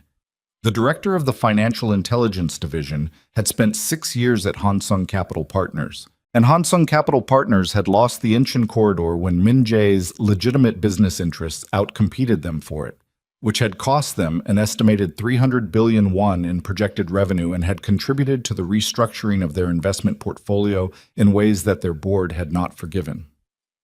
The room was very quiet. "He's not building a case," Min-jae said slowly. "He has the file because he wanted it. But he hasn't moved because moving would expose his own connection to the acquisition. He can't use it through official channels without revealing that he directed a subordinate to solicit documents from inside a private company, which is its own legal problem. He's holding it," Ha Soo-yeon said, "as insurance, or as leverage for a private negotiation that he hasn't initiated yet. Because he's waiting for the right moment. Or the right pressure." She paused. "You disrupted Guktaeyang's operation tonight. That's going to be known in certain circles within 48 hours. If the director is watching, and I believe he is, he'll know that the Samshin angle failed, which means his insurance becomes his only remaining card. He'll make contact soon. Within a week, probably less." Min-jae sat with that for a long moment. Then he stood and looked at the organizational chart still displayed on Ha Soo-yeon's screen and memorized the director's name. Not that he would forget it, but the act of memorizing felt necessary, felt like the proper acknowledgement of what this man had done and what it was going to cost him. "Prepare a counterfile," he said. "Everything. The Hansung Capital connection, the server routing, the timeline of the document solicitation, the conflict of interest. I want it documented in a form that a journalist could read and understand in under 20 minutes. Hasuyeon nodded. She did not ask why a journalist. She understood the architecture of deterrence. "And Lee Chan-ho," Min-jae said. "He's in the room Cho arranged. In the morning, I want to speak with him again, with everything we now know. He deserves to understand that the government contact he thought was protecting him was using him as a tool in a private financial grievance." He paused. After that conversation, he resigns from Novasite, signs the non-disclosure documentation, and his sister and her children are relocated under our protection for the next 6 months. At 6 months, if the Samshin situation has been fully neutralized, the protection is lifted and the file is closed. Hasuyeon wrote it down. "And if he talks..." "He won't." Min-jae looked at her directly. "Because the counterfile will make clear that talking implicates him as deeply as anyone. He made choices. The choices have weight. But I'm not interested in destroying a man who is squeezed from 2 directions when I can use the energy more productively elsewhere." She looked at him over the desk with something that was not quite approval and not quite surprise. It was closer to the expression of someone updating a long-running assessment. "Elsewhere," she said. "The foundation," he said. "I need the legitimate transition to have a real structure. Timeline, accountability, documentation. Someone to hold it accountable from the outside." He picked up his jacket from the chair. "I'll need your help building that structure over the next several months." He left her office at 3:40 in the morning. The call from the director of the Financial Intelligence Division came 4 days later. It came to Min-jae's personal line, not the business line, not through Ha-Soo-yeon's office, which told him that the director had a source inside his private communications, which was a problem he filed for later. The voice was careful, measured, the voice of a bureaucrat who had spent years conducting conversations that were not conversations. "Mr. Kang," the director said, "I believe we have matters of mutual interest to discuss." "Director Lim," Min-jae said. He used the name without preamble, and the brief silence that followed told him the director had not expected to be named, which was the first point in a negotiation going to the person who arrives more prepared. "I see you've done your research," the director said. "I do thorough work," Min-jae said. "As I'm sure you know, given the document your office received from a Novasite employee 6 weeks ago." The silence this time was longer. "I want to propose a meeting," the director said finally. "I'm available Thursday," Min-jae said.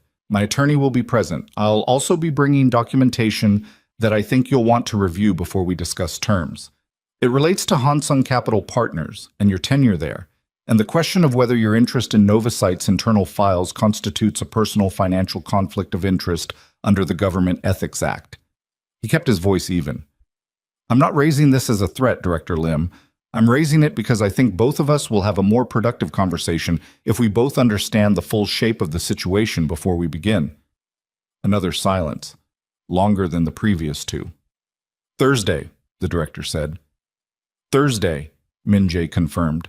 He ended the call and sat at his desk and looked at his hands for a moment and thought about Ha-Soo-yeon's phrase, the full shape of the situation, and thought about how long it took to learn that information. Deployed precisely and honestly was almost always more powerful than force deployed loudly. Almost always. Thursday's meeting lasted 2 hours. Director Lim arrived with a deputy and a legal advisor and the careful energy of a man who had prepared for an adversarial exchange.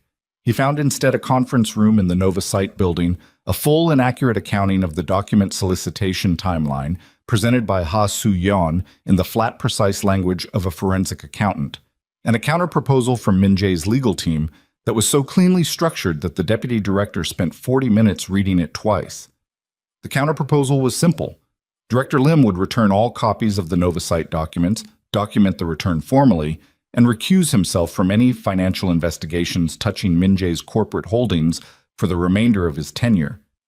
In exchange, the Hansung Capital connection and the document solicitation would remain in a sealed file that Ha Soo-yeon would maintain, not destroyed, not filed with any external party, but existing in a form that both parties understood was real and retrievable. Neither side would walk away clean. Both sides would walk away functional. Director Lim signed the recusal form on a Thursday afternoon in a conference room on the 14th floor of a building he had not expected to leave on those terms. Min-jae watched him go and felt nothing dramatic about it. Just the low, dense satisfaction of a problem resolved at its root rather than its surface. He called Amara from the lobby. She answered on the second ring. She had spent the past 4 days doing what she said she would do, inside the work, not retreating from it. She had walked through Novasite with the system architect and asked questions that the architect told Min-jae afterward were the most technically precise questions he had fielded from a non-technical person in 4 years of running the division. She had reviewed the foundation's preliminary financial structure with Ha Soo-yeon. She had visited 3 sites in the Mapo and Dobong districts that Min-jae's organization had identified as potential locations for the first Lighthouse Foundation campus. She had not softened her conditions. She had made 2 of them more specific. "It's done," he said. A beat. The director. "Resolved. Ha Soo-yeon will brief you on the details." And it holds. The file holds. He's rational enough to understand the alternative. Min-jae moved through the lobby toward the entrance. "Are you still at the Mapo site?" "I'm on my way back. The second site is better. The building structure is worse, but the neighborhood access is better, and that matters more for what we're building." A pause. "The children need to be able to get there without crossing 4 arterials." He pushed through the lobby door into the afternoon. The November cold had moderated in the past week. Not warm, but less punishing, the kind of late autumn air that carries the memory of summer further than you'd expect. "I'll meet you at the office," he said. "Min-jae." "Yes. You did the right thing with Lee. His sister called me this morning." A pause. "She doesn't know who arranged the relocation. She thinks it was a non-profit housing program. I didn't correct her." He stood on the pavement outside the building and let the afternoon move around him for a moment. "How is she?" "Relieved, scared, grateful." Another pause, shorter. "Her kids are fine." He said nothing. "That matters," Amar said. "What you did. It matters that you did it that way instead of another way." "I know. I'm not praising you for it, I'm just noting it." The dry edge in her voice that he had come to recognize as the warmth underneath the precision. "See you in an hour." He pocketed the phone and walked to the car. The Lighthouse Foundation held its first board meeting on a Tuesday in February in a borrowed conference room in the Mapo district, 3 blocks from the site that would become its first campus. The board was 7 people. Amara as executive director, Ha Soo-yeon in a financial oversight role. 2 Korean child welfare professionals Min-jae's team had identified through rigorous vetting, 1 American international development specialist Amara brought from her network at the Bridge Initiative, and 2 community representatives from the Mapo district itself, a middle school principal and a woman who ran an informal resource center out of her apartment for families who had no other option. Min-jae attended as a board observer, not a member.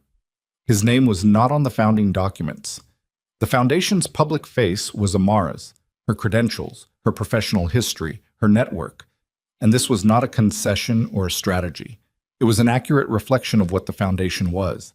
He had provided the resources. She was building the thing. He sat in the back of the room and watched her run the meeting and said nothing for 2 hours. She was extraordinary at it. She had the particular skill of someone who had spent years in rooms where the power dynamics were complicated and the stakes were real.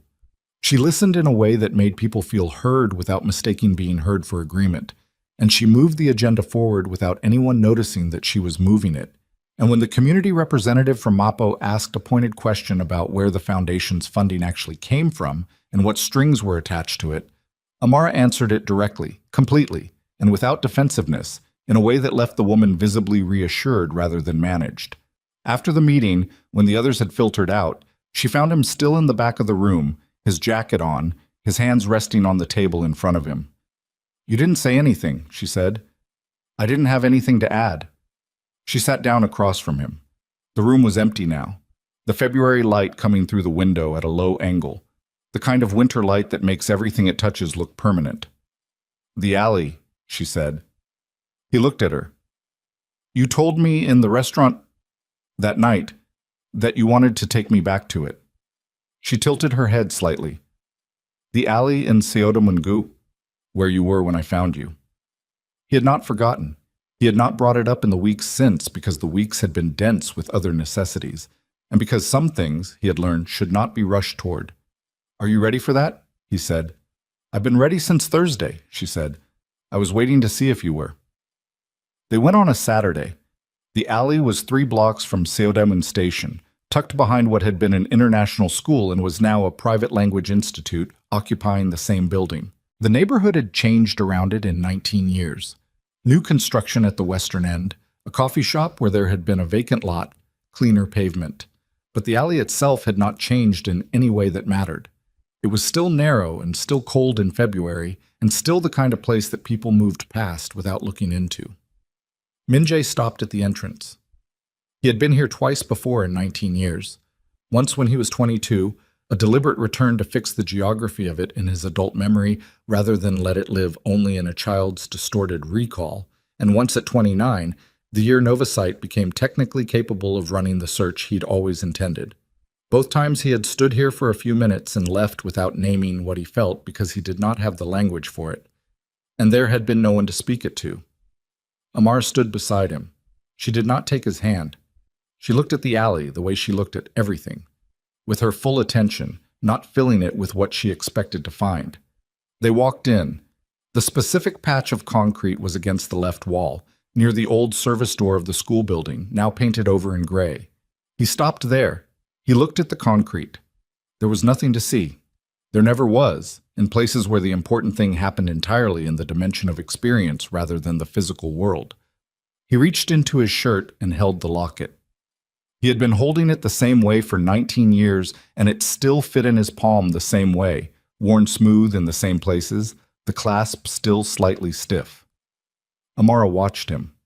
He opened the locket. The empty interior, the faint impression where the photograph had been. He looked at it for a long moment. Then he held it out to her. "I've been carrying this," he said, "as a reminder of what I owed, what I was looking for, what I needed to become before I could come back." He looked at her steadily. "I don't want to carry it that way anymore." She looked at the locket in his palm. "What way do you want to carry it?" she said. He thought about how to say the true thing in the way it was actually true. "As something that belongs to what we're building, not to what I was looking for." He paused. "The same as you said, but I want to say it again because I mean it differently now than I did in the car." She took the locket from his palm. She turned it over the way she had in the safe house kitchen. The same careful handling of something that had weight beyond its physical weight. Then she pressed the clasp and opened it, and reached into her coat pocket and produced a small photograph, the size that fits in a locket, folded once. He looked at her. "It's my mother," she said. "I had it printed last week." She did not look at him while she said this. She was working the photograph into the interior of the locket, pressing it flat against the impression where the original had been. "I've been carrying her memory for 23 years. I think it's time she lived somewhere outside of just me." She closed the locket. She held it out between them. He took the chain in both hands and put it back over his head and tucked it beneath his shirt, and it settled against his sternum with the familiar weight that had accompanied every significant moment of his adult life. And he felt it differently than he ever had. Not lighter, that was not the right word, but less singular, less the weight of a solitary promise, and more the weight of something shared. They stood in the alley for a while. The February cold was around them, and the city was moving past the entrance to the alley the way it always moved, indifferent and enormous and continuous, and neither of them felt the need to fill the silence with anything, because the silence itself was not empty. Eventually, Amara said, "It's cold." "Yes." "There's a coffee shop at the end of the block." "I know. It wasn't there 19 years ago." She looked at him, the dry edge in her voice. "A lot of things weren't." They walked out of the alley together. The Lighthouse Foundation's first campus opened 11 months later, on a clear October afternoon in the building in Mapo that Amara had chosen for its neighborhood access. 340 square meters, a small courtyard where children could move freely, a resource library, 2 counseling rooms, staff who had been hired from the community rather than parachuted in from outside it. On the opening day, there were children everywhere. Min-jae stood at the edge of the courtyard in a coat that was not a tailored suit. He had started wearing different clothes on weekends, a small and unannounced shift that Ha Soo-yeon had noticed and said nothing about, and watched Amara move through the crowd of children with the ease of someone who had been doing this long enough that it no longer required effort, only attention. A boy about 7 years old, slight and serious-faced, detached from a group near the door and walked to the edge of the courtyard and stood there with his arms crossed and his eyes moving over the space with the expression of a child who is trying to determine whether a new place is safe before he commits to being present in it. Min-jae looked at him. He recognized the posture. He recognized the calculation behind the eyes. He had no memory of choosing to make that expression as a child. It was simply the expression his face had defaulted to in unfamiliar spaces, the automatic assessment of exit routes and threat levels that a child who has learned the hard way to trust no space until it proves trustworthy. He walked over to the edge of the courtyard and crouched down so he was at the boy's level. The boy looked at him, wary, taking him in. "Big place," Min-jae said, in the quiet voice he had learned to use in spaces where loudness was the wrong tool. The boy said nothing, but he uncrossed his arms. "There's food inside," Min-jae said, "near the window on the left. Tteokbokki. They made too much." The boy's eyes moved to the building, back to Min-jae. "Too much," the boy said, skeptical. "Way too much," Min-jae said. A long pause. The boy looked at the building again, then at Min-jae. Then he walked toward the door, not running, moving with the careful gait of a child who has learned not to want things too openly. Min-jae stood. Amara was beside him. He hadn't heard her approach. She was watching the boy move toward the door. "He reminds you of yourself," she said. "Yes." She didn't say anything for a moment. She watched the boy disappear through the door.